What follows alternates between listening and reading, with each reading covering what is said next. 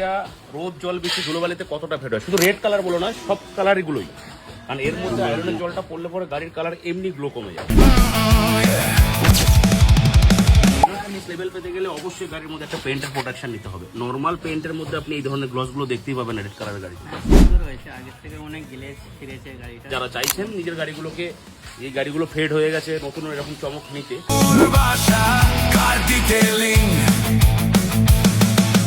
গাড়ির যত্নে নিখুঁত ছোঁয়া,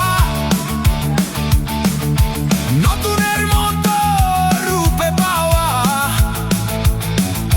ধুলো ময়লা মুছে যাবে প্রতিটি ফিনিশের। তো প্রসেস আমাদের পুরো শেষ। গাড়িটার ফার্স্ট ওয়াক রাউন্ডটা দেখিয়েছিলাম।